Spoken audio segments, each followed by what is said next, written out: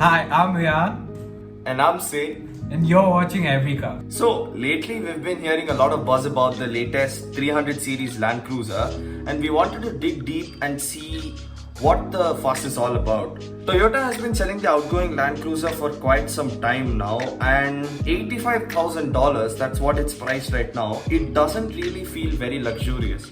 And I know the main selling points for the car are its off-road capabilities and its reliability, but we really didn't feel like $85,000 was a very justifiable amount for a car like this.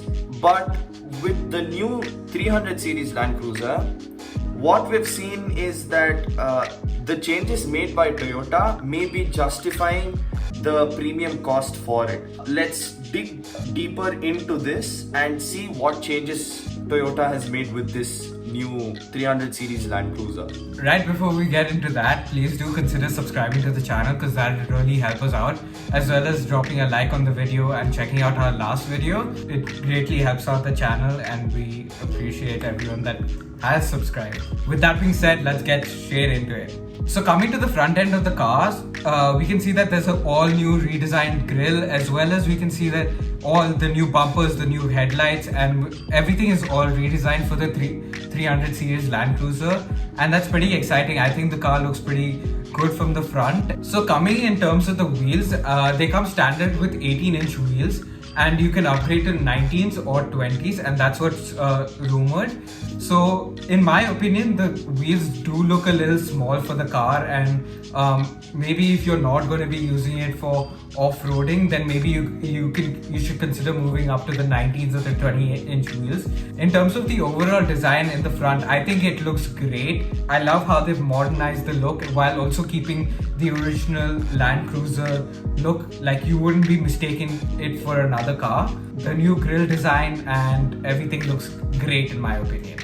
So when we talk about the rear design of the new Land Cruiser, we can see changes in the rear tail lights and the rear bumper. The tailgate also seems to have some styling tweaks. We can also see subtle changes in the rear spoiler. It looks like they've included a rear spoiler with this too.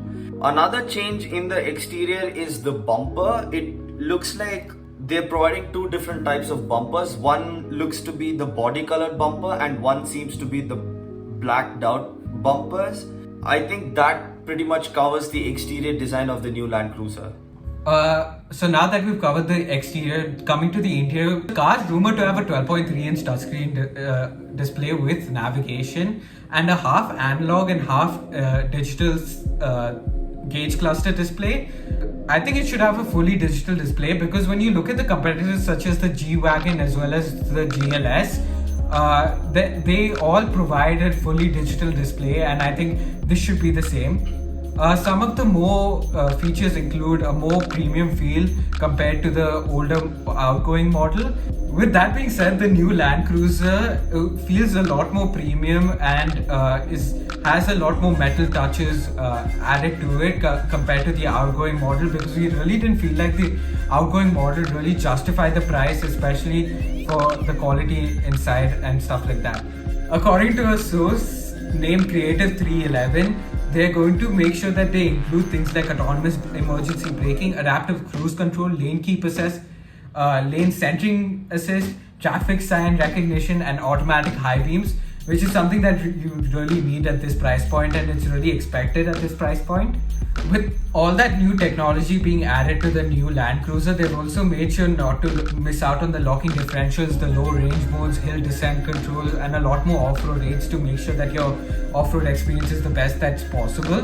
In terms of the creature comforts, you get things like a JBL premium sound system as well as a sunroof. One of the more interesting features of the car is that you can get a fingerprint authentication system for when you start the car, which is pretty interesting, and I'm excited to see how they integrate that into the car. I think that's about it for the interior. I think now it's starting to justify the $85,000 price tag or the around $85,000 range that it's going to come with, except for the gauge cluster and things like that.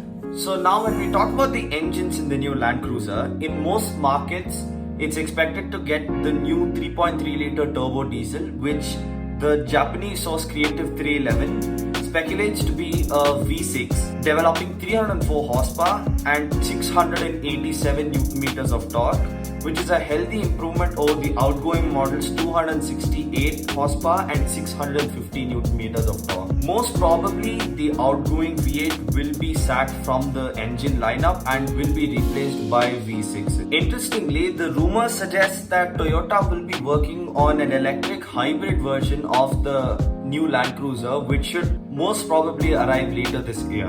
According to the latest speculations, the new diesel engine will most probably be acquired from Mazda, which is a pretty bold move by Toyota. The new turbo diesel V6 is set to have a 10-speed torque converter automatic transmission and a selectable 4-wheel drive system.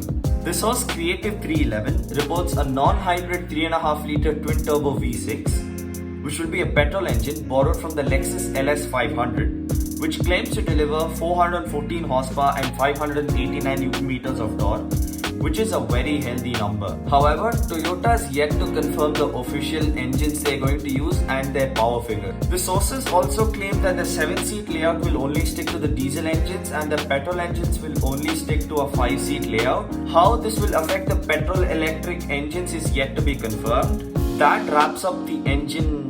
It's like some plastic cover. In terms of the variants, there's a base model GX, a mid model VX, a high model ZX Luxury, as well as an off-road Sahara ZX, as well as surprisingly a high performance GRS, which I am really excited to see what they come up with.